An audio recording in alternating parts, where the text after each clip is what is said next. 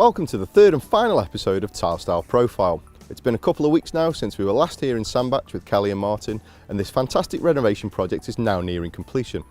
Last time out we saw those lovely Dakota tiles and that beautiful Iroko floor and a couple of other decal bits, so we're very excited to see what progress has been made. So without further ado, let's get inside out of this rain and see what's been going on. Wow, what a difference a few weeks makes. Can you fill us in what's changed since last time? Yep, we are, well, as you can see sort of from behind us, all the units are now in. I think last time you came it was just a bare shell. So all the units are in, and the cooker and the hood are in, all the finishing touches like the handles and everything, all the accessories to the kitchen.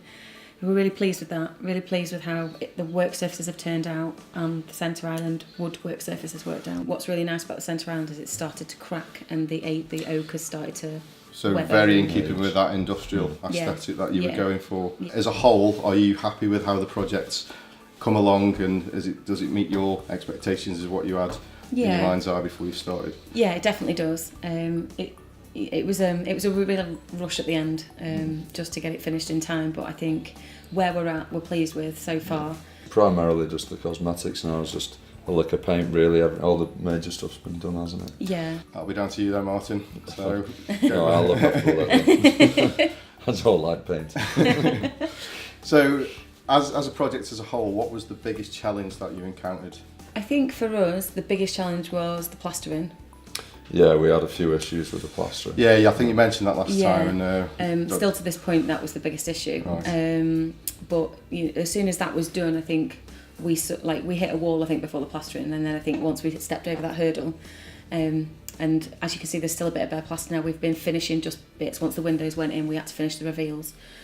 But yeah, now that that's done, we can see a finished product, which is really nice. Speaking of windows, your glazing's in, which wasn't in last time, and you mentioned how it would really open the space up. It just brings in loads of light. Loads of light, yeah, and like you said, it just opens up. It gives you a sense of being in a bigger room. The space previously, the back of the house was quite dark, so I think that was our biggest goal, wasn't it, to make sure that it was flooded with light. So the bricks and the beams, which are a key part of bringing the whole aesthetic together, tell us a bit more about that. So the bricks were from Manchester. It's a full brick, not a tile. I know that you can get those, but we really wanted the featured brickwork to be a bit warehousey. I really wanted the galvanised electrics to do that industrial job. So yeah, this has been built as our cavity wall rather than losing any foot space of the house. I'm really, really pleased. A lot of people would avoid the expense by using a brick effect tile. You can achieve similar using our Morella or London brick tiles. So you've been living here as an actual family with your new arrival over Christmas, and now that you've lived here as a functional living space, have you noticed any snags, and is there anything that you would have changed if you to do the project again? Nothing that I think we would necessarily change. I think we're really happy with the finished article. The only thing we did have to completely change was the log burner. We were originally going to put it in the middle fireplace, but the chimney was collapsed, so we ended up having to move it into the front chimney. Is that something you only discovered when you decided to put it in there? Yeah, but it worked out for the best, hasn't it? Because it just makes the lounge space much cosier. And I wanted it at the front anyway, so You got your own way. On at least one thing. Yeah, absolutely. Every cloud. We did. Yeah. One of the biggest things that we've noticed since we've returned is all the decal elements, such as your zinc worktops and your light bulbs and stuff, and it really does sort of bring everything together. I know that you're a designer by trade and that was sort of planned in, but has it worked out better than you've expected? Because it really does top it all up. Yeah, definitely. Those actually weren't the original lights. The ones that we originally bought for the centre island are now in the lounge. But we had no light actually in the kitchen before the roof went in, and we borrowed a metal cage work lamp from my next door neighbour, and we clipped it to one of the steels, and I think visually that inspired us to buy the cage lights. We just thought that they looked fab. We've bought them all together, so it's the aesthetic. It just complements the steels as well, I think. Like you said, with the industrial look and the galvanised aspect against the wall, I think it all complements each other. And how are you getting on with your zinc in terms of practicality? I mean, it looks brilliant, but does it work as an everyday? Yeah, they're beautiful. There are a lot of restrictions actually as to what you can and can't cut and do on it. Clean with it, Yeah, clean. So I think over time, with age, I think they'll look better, they'll get better. But no, I'm really pleased with them, So obviously all this has been a big change for you, but we can see that there's been another massive change. How has it worked out in completing a massive project such as this, as well as balancing it with looking after a new youngster? I don't think I've got time for me to fill you in on that.